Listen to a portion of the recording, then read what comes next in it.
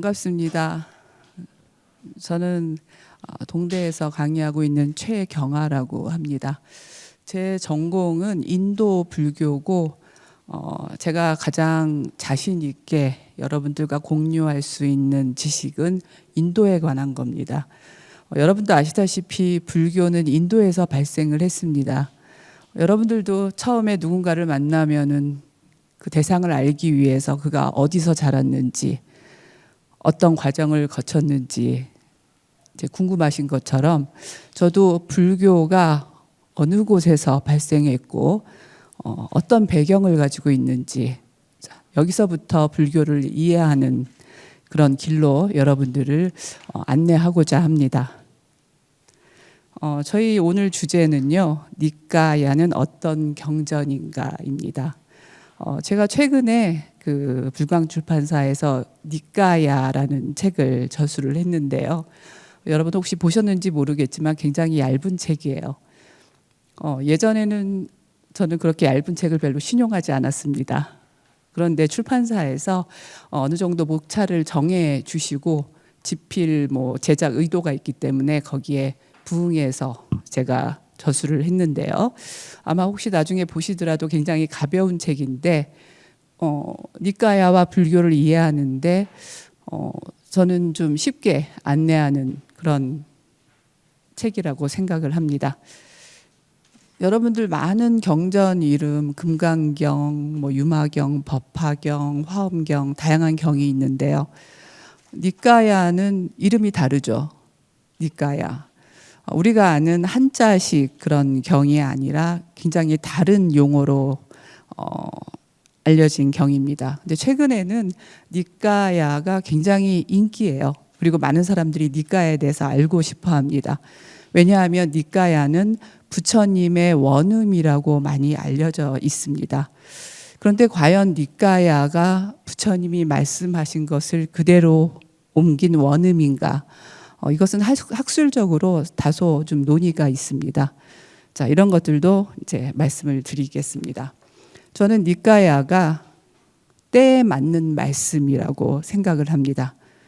그래서 니까야의 어떻게 보면은 가장 시작하는 니까야의 정체성을 때에 맞는 말씀이라고 요약해 봤는데요. 부처님이 언제 제세하셨는가?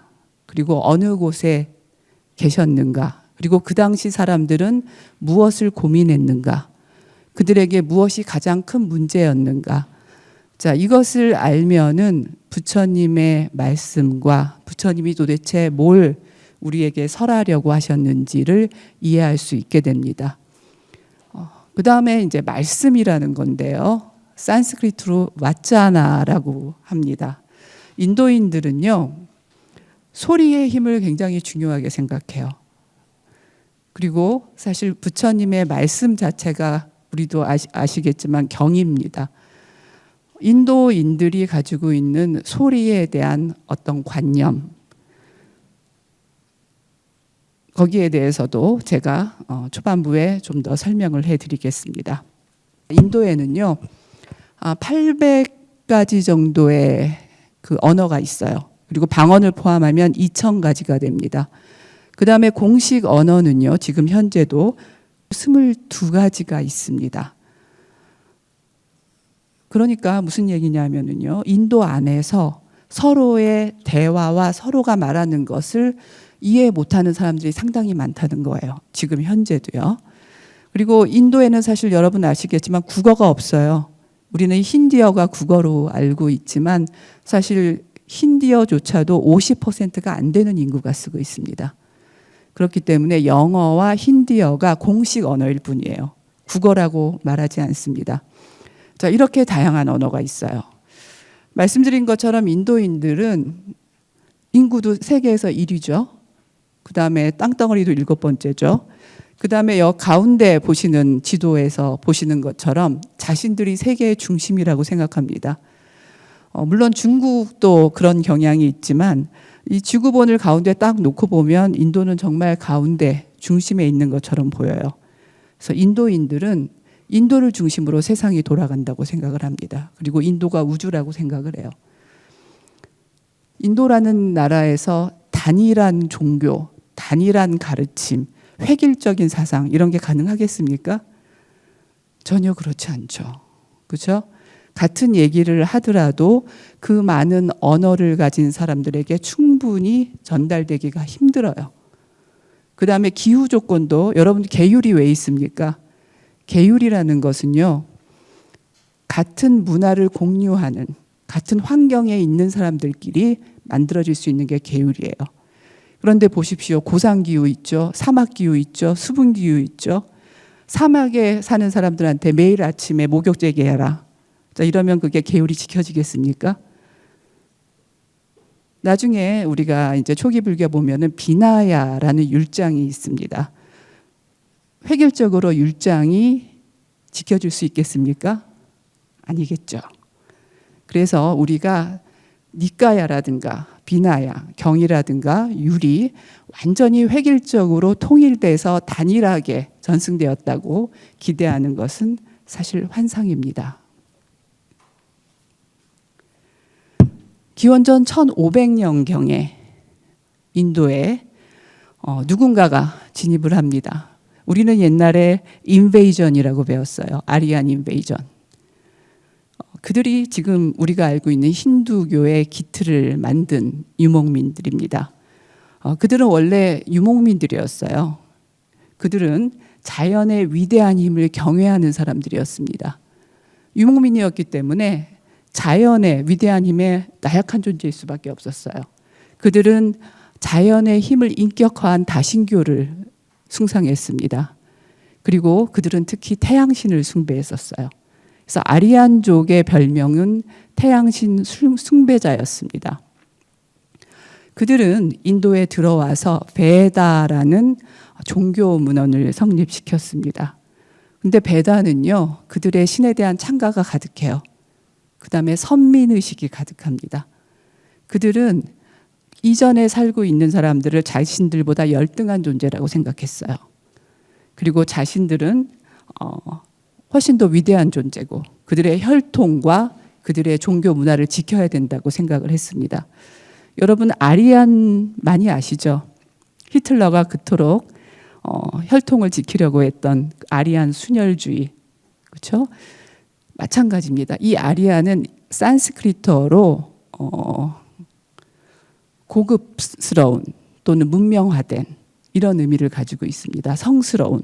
여러분들이 잘 아시는 사성제가요. 산스크리트로 아리아 사뜨야예요.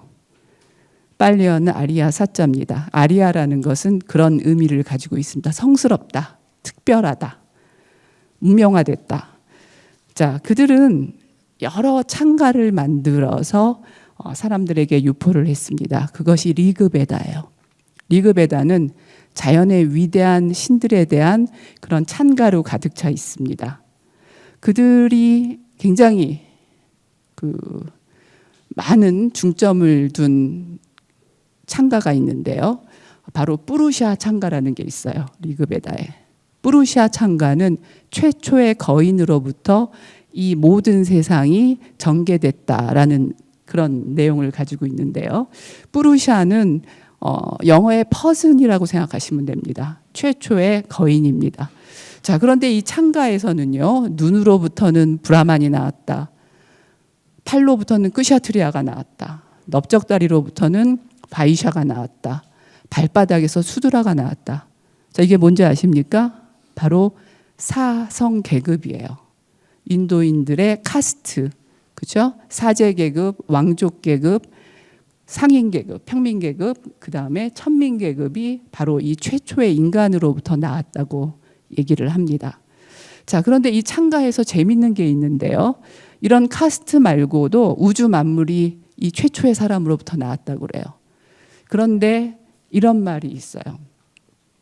이 세계는 이 뿌루샤의 오직 4분의 1에서 전개됐다. 나머지 4분의 3은 우리가 알 수 없는 영역이다. 미연연이다. 자, 이런 내용이 있습니다. 이 창가를 비롯해서 많은 리그베다의 창가에서는요, 인간은 우주의 일부이고 절대자의 섭리에 따르는 존재로 그려지고 있습니다. 그리고 말씀드린 것처럼 우리 앞에 펼쳐진 세상은 오직 일부이고 알 수 없는 또 다른 세상이 피 안에 존재한다고 얘기하고 있습니다. 사실 이 리그베다 이래로 인도의 거의 모든 종교 철학은요, 자신, 우리 자아라고 불리우는 개별아와 그 다음에 저 너머에 있는 초월아의 동일성에 대해서 계속 강조를 하고 있어요. 나와 초월적인 어떤 존재, 궁극적 실제가 하나라는 것을 아는 것이 바로 해탈이다, 이렇게 얘기를 해요. 그것이 바로 유명한 버마 인려 사상입니다. 그래서 굉장히 오래전서부터 인도인들은 미현현에 드러나지 않은 그런 세상에 대한 그런 관념이 있었고, 그리고 그런 세상의 어떤 존재와 이 개별적인 내가 하나가 될 수 있다. 그리고 그게 해탈이다. 이런 관념을 가지고 있었습니다. 자, 아리안이 기원전 1500년 전 아리안 종족이요 들어왔고, 말씀드린 것처럼 그들은 베다라는 어떤 일종의 문헌이자 문명인데요, 이것을 정착시켰습니다. 자, 그 내용을 제가 정리를 하자면요, 세상은 창조되었다. 시작이 있다고 얘기를 해요. 그리고 세상은 전개되었다. 마치 최초의 원인인 뿌르샤로부터 모든 만물이 전개된 것처럼 세상은 전개됐다는 겁니다. 그 다음에 궁극적 실제는 있다라고 얘기를 해요. 이 세상은 뭔가 있는 것, 산스크리트어로 사트라고 부릅니다. 무로부터 나온 게 아니라 유로부터 나왔다라고 얘기를 해요. 그리고 그 궁극적 실제는 일종의 원리이다, 중성적 존재이다, 이렇게 얘기를 합니다. 이것을 브라만이라고 부르는데요. 산스크리트에서는 여러분도 아시겠지만 남성, 여성, 중성이라는 성이 또 있습니다. 이 경우 브라만은 중성인데 원리를 얘기해요. 그리고 브라마라고 해서 남성으로 쓰였을 때는 이 브라마는 창조주가 됩니다. 그래서 궁극적 실제는 창조주의다라고도 얘기를 하고 있습니다. 그리고 바로 인간은 그의 일부이다라고 얘기를 하고 있습니다. 또한 매개자를 통해서 인간과 신은 소통할 수 있다라고 얘기를 해요. 바로 그 매개자가 다름 아닌 브라흐마나 또는 브라만이라고 부르는데요, 사제 계급이에요. 사실 저는 이런 생각을 하는데요, 브라만이라는 것은 인도 종교 철학에서 최고의 원리예요. 최고의 개념이에요. 그런데 사제 계급들이 자신들을 부르는 어떤 그 호칭을 브라만이라고 얘기를 해요. 굉장히 오만한 거죠. 자신들은 신과 동격이다. 아니면 신들을 자신들이 조정할 수 있다. 이런 관념이 내포되어 있는 것으로 저는 생각을 합니다. 매개자를 통해서 인간과 신은 소통할 수 있는데, 그렇기 때문에 매개자는 아주 강력한 그런 권위를 가지고 있는 거죠.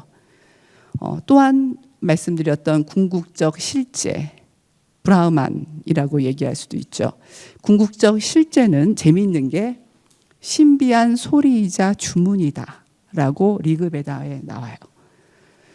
궁극적 실제와 소리를 동일시하고 있습니다. 그리고 그 소리는 그냥 소리가 아니라 일종의 주문이에요.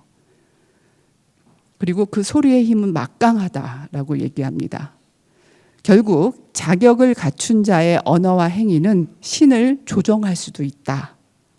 자, 이런 메시지를 가지고 있어요. 인간은 나약한 존재인데 브라만이라는 사제 계급은 어떤 특별한 지식을 가지고, 특별한 행위를 가지고 신과 소통할 수 있고, 또는 그들이 바라는 바를 신들에게 전달함으로써 신을 조정할 수 있다라는 그런 관념에까지 이르는 겁니다. 자, 베다 시대에는요, 우리가 잘 알고 계시죠? 까르마라는 용어가 베다 시대에도 있어요. 그런데 우리가 생각하는 업보의 까르마가 아닙니다. 브론코스트 같은 학자는 이 용어는 같지만 우리가 아는 업보의 까르마와 베다에서 말하는 까르마는 다른 것이다라고 얘기를 해요. 여기서 까르마는 제식의 행위입니다. 베다 시대 때 까르마는 우리가 아는 업보가 아니라 제식의 행위입니다. 또한 자격을 갖춘 자, 말씀드렸듯이 브라만 사제 계급은 말과 소리를 그들이 하는 말과 소리는 존중받습니다. 그냥 말과 소리가 아니에요. 그래서 베다에는 아까 말씀드린 것처럼 다양한 신들이 있는데 아주 재밌는 신이 있어요. 왓즈라는 신입니다. 왓즈는 여신인데 소리의 신이에요. 소리의 신. 여러분 영어의 버케블러리, 보컬 이런 말들이 어근이 바로 산스크리트와 같습니다. 왓즈는 소리를 얘기하는 겁니다. 그래서 고대부터 인도인들은요, 소리에 대해서 어떤 특별한 지위를 줬어요. 소리는 그냥 소리가 아니라 한번 뱉어지면, 특히 권위 있는 자가 하는 소리는 한번 뱉어지면 회수할 수 없다. 굉장한 힘이 있다. 그래서 인도에서 구전전승, 암송전승이 지금까지 계속되는 이유는 그들이 소리에 대해서 가지고 있는 이런 관념 때문입니다. 자, 이렇게 기원전 1500년쯤에 인도 대륙에 들어온 아리안들은 자신들만의 종교 그리고 기득권을 지키기 위해서 베다라는 종교 문헌을 만들었습니다. 사실 제가 뛰어넘었는데요. 아리안이 들어오기 전에도 인도에는 대단한 문명이 있었어요. 소위 말하는 인더스 문명입니다. 그들이 왜 사라지게 됐는지는 아직도 미스테리인데요. 저는 예전에 아리안족이 침입해서 그들을 제압했다 이렇게 배웠습니다. 그런데 지금은 그렇지 않다고 알려져 있습니다. 그 전에 일종의 기후변화죠. 기후변화로 인해서 인더스강 유역에서 살던 사람들이 더 이상 그곳에서 살 수가 없었어요. 그리고 그들은 저 넓고 기름진 평야로 이동을 했습니다. 그곳이 바로 겐지즈강 유역이에요. 이 겐지즈강 유역에는 원래부터 살았던 토착민이 있었어요. 그렇죠? 그 다음에 인더스강 문명이 쇠퇴하면서 아마 장마와 또는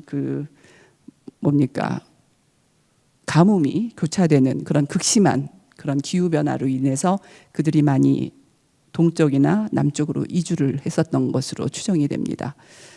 토착 문화와 선주민의 문화와 그리고 기원전 1000년 무렵부터 그 이후에 계속해서 그 아리안들이 동쪽에까지 이주를 했겠죠. 자, 이 무렵 기원전 8세기에서 기원전 3세기까지 겐지즈강 유역에는 마가다국이라는 곳이 있었습니다. 이것을 우리는 또 겐지즈 문명이라고도 불러요. 사실 이 겐지즈 문명은 일종의 융합 문명입니다. 퓨전 문명이에요.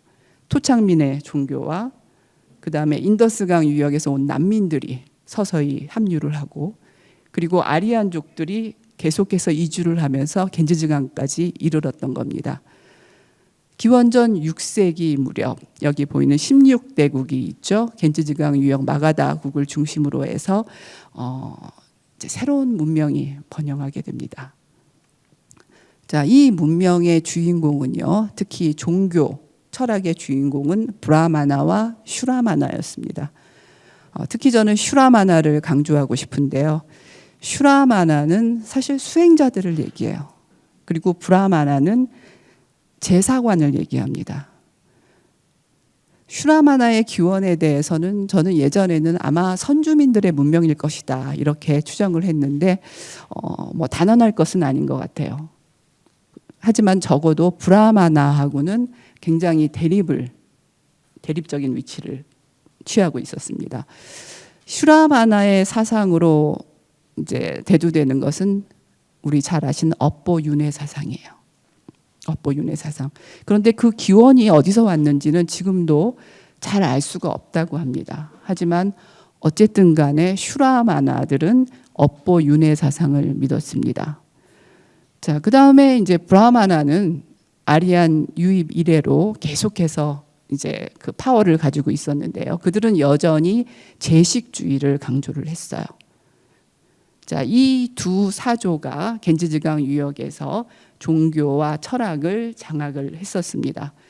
자, 근데 이 시기에는요, 이제 사람들이 먹고 살만해졌어요.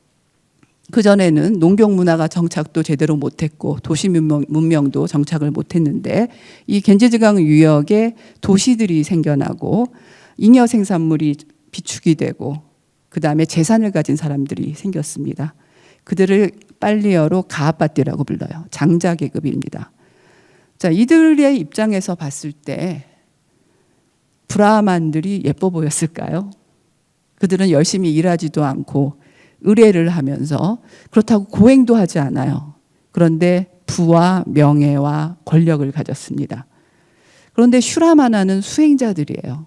그리고 수행자라기보다는 고행자들이었습니다. 남들이 못하는 어려운 수행을 해요. 그리고 남들보다 훨씬 더 도덕적인 삶은 그렇고요. 뭐라 그러죠? 검소한 삶, 그렇죠? 이런 삶을 살고 있었습니다. 그래서 이 가압바띠는 브라마나보다는 슈라마나를 경제적으로나 또는 심정적으로나 다양한 측면에서 지원을 하기 시작합니다.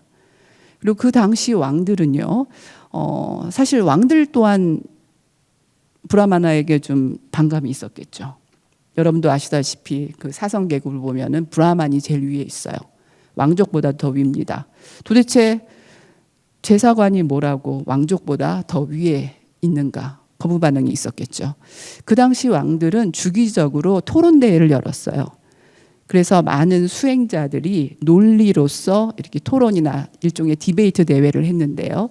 이 경우에 디베이트에서 승리한 사람들은 많은 보상이 있고, 그리고 상대방의 그 제자들이 그의 제자로 커집니다. 그래서 그 당시에는 많은 상가가 있었어요. 여러분 잘 아시는 승가대학도 있죠. 승가는 상가라는 말의 음사예요. 상가라는 말은 함께 모여 산다라는 의미예요. 그래서 많은 종교 수행자들 또는 이론가들이 335 모이면서 자신들의 상가를 결성을 했고, 이 상가를 가진 사람들은 종종 왕이나 지역 유지가 주최하는 디베이트 대회에서 자신들의 세와 논리를 과시를 했고, 그리고 이긴 자는 상대방의 제자들을 흡수하면서 큰 그런 영향력을 끼치게 됩니다. 바로 이 시기가 불교가 일어나고 전개됐던 시기예요.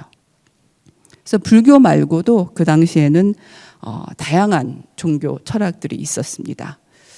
자, 이 사조들을 조금 몇 개 소개하자면은요, 기존부터 있었던 베다 중심의 바라문교, 그들은요 있다라는 얘기를 했어요. 어쨌든 있어, 있기 때문에 이렇게 된 거야, 이렇게 얘기를 하죠. 근데 그 있는 것은 영원하다, 완벽하다, 그리고 그의 본질은 안 한다라고 얘기하는데 오직 행복이다, 이렇게 얘기합니다. 그래서 우리는 이걸 지켜야 돼, 가져야 돼, 그러기 위해서 제사 지내야 돼, 이런 슬로건을 가지고 있었어요.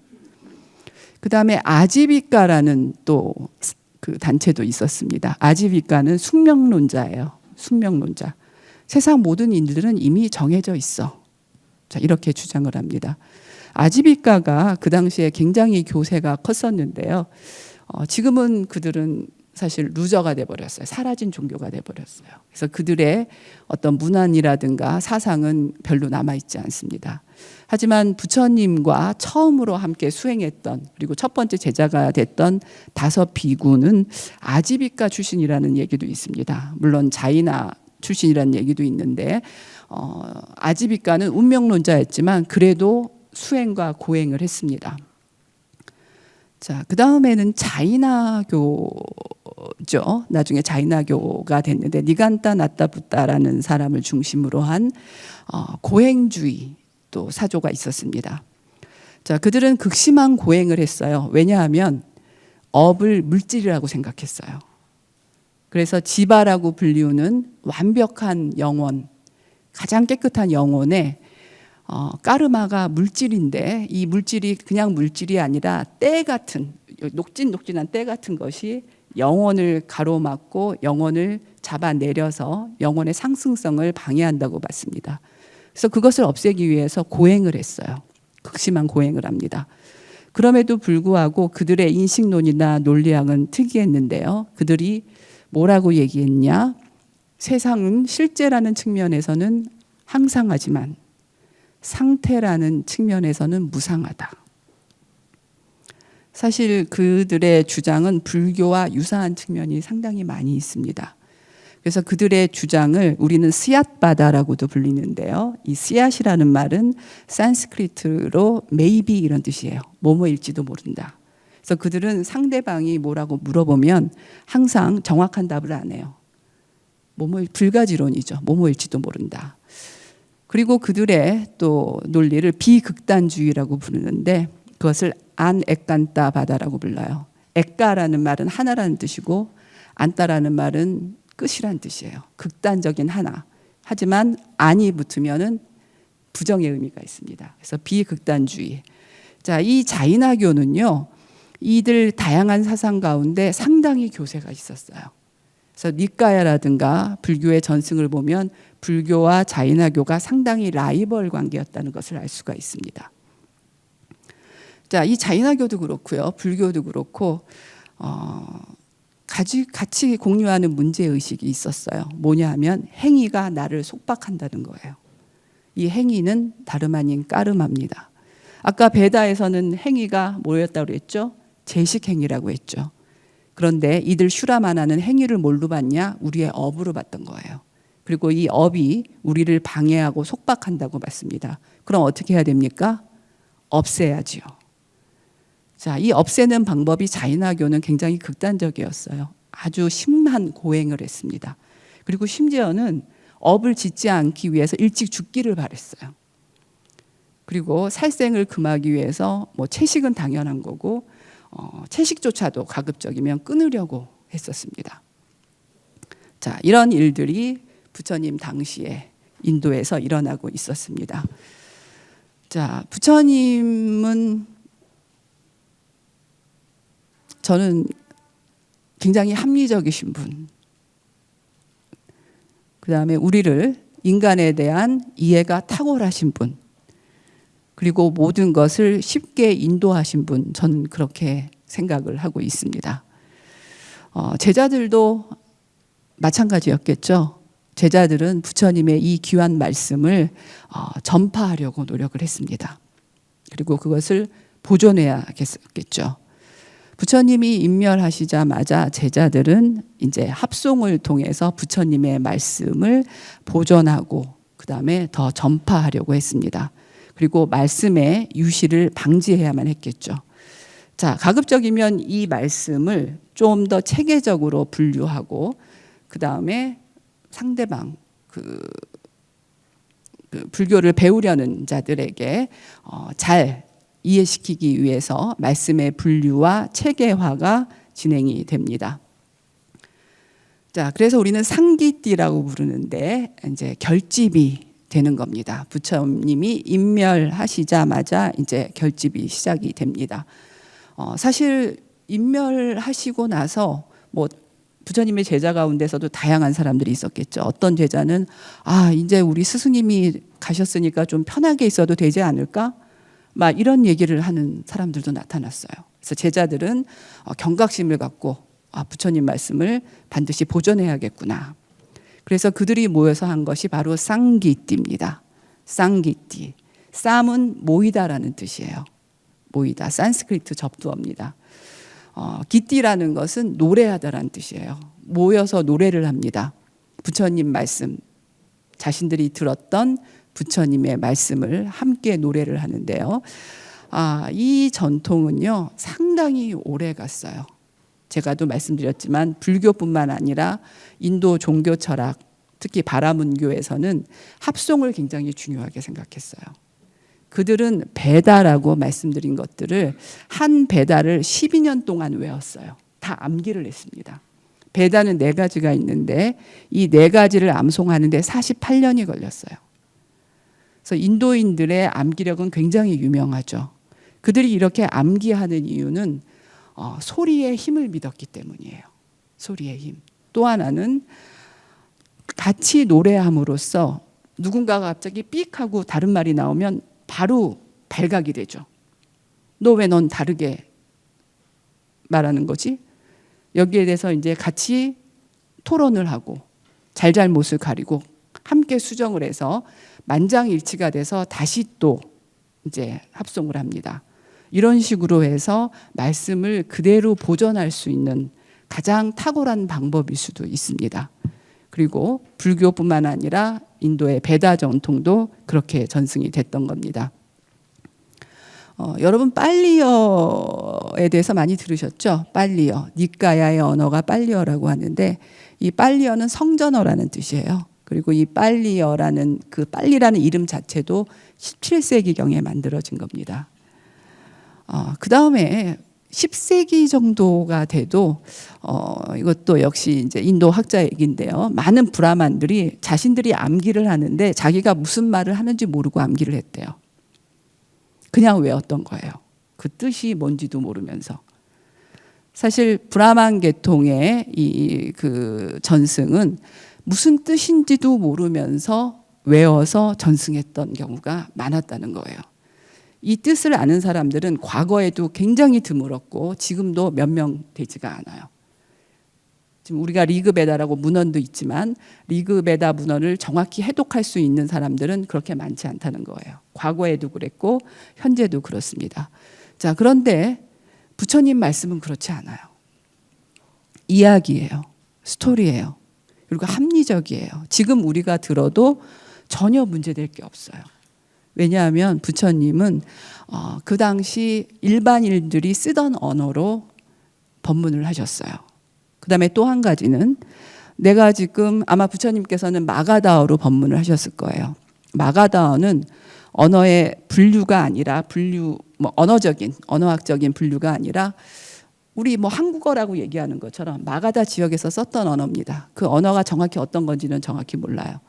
마가다어로 설법을 하시고 제자들에게 한 5명, 3, 4, 5 모여서 각자 다른 곳에 가서 이 법문을 전파하라고 말씀하셨어요. 그런데 언어에 집착하지 말고 너희 고향의 그 말로 법문을 해라. 이렇게 말씀을 하셨어요. 그렇기 때문에 우리는 지금 빨리어로 니까야를 전승받아서 마치 베다처럼 완벽한 것이라고 생각하지만 사실 그 당시에 많은 제자들은 각자의 언어로서 전달을 했습니다. 제가 아까 여러분들에게 그 언어 지도를 보여줬던 이유가 바로 그것입니다. 사실 제가 인도에서 오래 생활을 했는데요. 언어가 상당히 틀려요. 특히 북인도어, 남인도어는 완전히 언어 체계가 틀리고 문자도 다릅니다. 부처님 말씀이 이렇게 여러 제자들을 통해서 다양한 언어와 다양한 생태 환경을 가진 곳으로 전파됐어요. 물론 제자들은 유실을 막고 최대한 보존하려고 많은 방법을 고안했을 겁니다. 하지만 그것이 통합적으로 오로지 부처님의 말씀만 제대로 전승됐다라고 우리가 기대하는 것은 사실 좀 어렵죠. 그렇죠? 그리고 합송을 통해서 가장 먼저 만들어진 것은 수트라, 산스크리트는 수타라고 합니다. 경입니다. 그래서 가장 처음으로 만들어진 것이 경이라고 할 수 있죠. 그 다음엔 비나야인데요. 비나야는 말씀드린 것처럼 율장을 얘기해요. 율. 그런데 여러분 생각해 보십시오. 부처님께서는 계속 설법을 했어요. 그리고 이 수타는 부처님이 인멸하신 이후에 부처님 제자 가운데서 총명한 사람들이 모여서 합송을 했습니다. 비나야는 뭐냐면은요. 무슨 기독교의 십계처럼 그냥 처음부터 딱 내려진 그런 계율이 아니라 상가에서 비구들이 생활을 하면서 일어난 다양한 분쟁과 사건을 그때 그 정리하고 그렇죠? 부처님께서 단도리 해주면서 만들어진 게 비나야예요. 그래서 비나야에는 그 당시에 부처님 당시에 있었던 얘기들이 아주 상세하게 나와요. 그리고 그 당시에 관습도 나오고 그 당시에 통념도 나오고 그 다음에 사실 비나야는 부처님이 제세하시는 동안에 벌써 만들어지기 시작했어요. 그래서 불교의 굉장히 중요한 가르침과 사건은 오히려 비나야에서 더 생생하게 볼 수가 있습니다. 자, 그다음에 마지막으로 아비다르마가 있는데요. 이것을 우리는 논이라고 불러요. 이 논은 아까도 말씀드렸듯이 단일한 통합된 상가는 사실 환상이에요.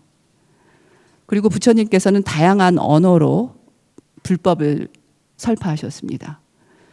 자, 카슈미르 같은 고산지대로 간 사람들도 있고 라자스탄 쪽에 사막 기후로 간 사람들도 있어요. 그리고 데칸고원 같은 고원지대로 간 사람들도 있어요. 그 사람들이 자신들이 알고 있던 비나야를 그대로 적용시킬 수 있었겠습니까? 아니죠. 그 토양에 맞고, 그죠? 그 언어에 맞는 것을 전파할 수밖에 없었어요. 또한 아비다르마는 뭐냐면 부처님 말씀에 대한 해석이에요. 그래서 부처님의 말씀을 이렇게 다른 언어와 다른 토양에 있던 사람, 그리고 다른 관습을 가진 사람들은 당연히 자연스럽게 해석을 가할 수밖에 없어요. 물론 철학적인 것, 뭐 다양한 사상적인 것도 굉장히 중요한 문제겠지만 다른 다양한 요소들이 있어요.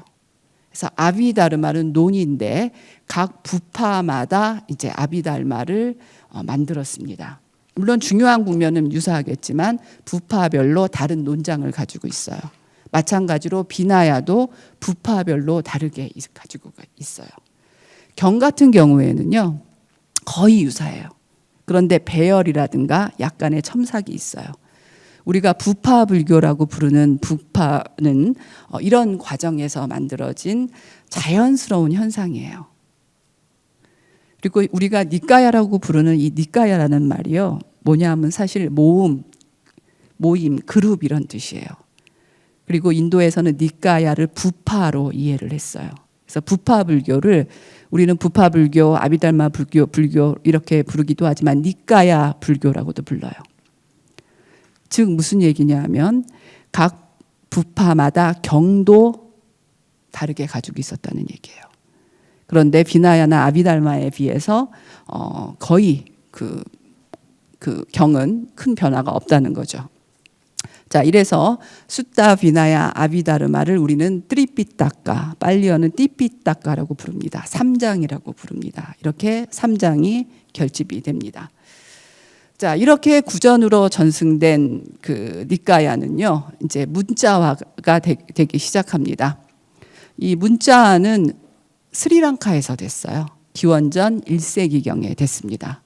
그리고 북전 전통이라는 것은 인도 대륙을 얘기해요. 인도 대륙에서는 1세기경에 문자화가 됩니다.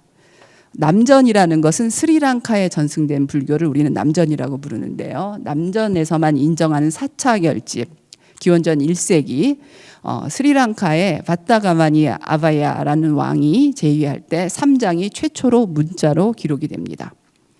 북전의 경우에는요, 1세기경에 간다라 출토 사본과 그다음에 안세고라는 번역가가 있어요.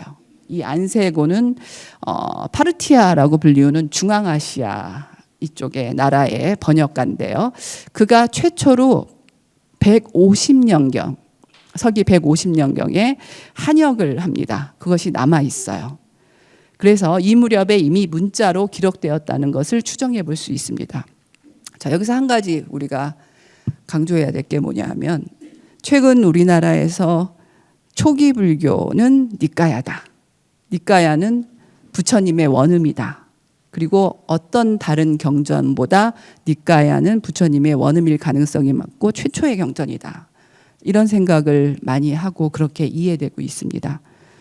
뭐 굳이 틀렸다고 단언할 필요는 없지만 지금 말씀드린 것처럼 한역도 이미 2세기에 됐다는 얘기예요.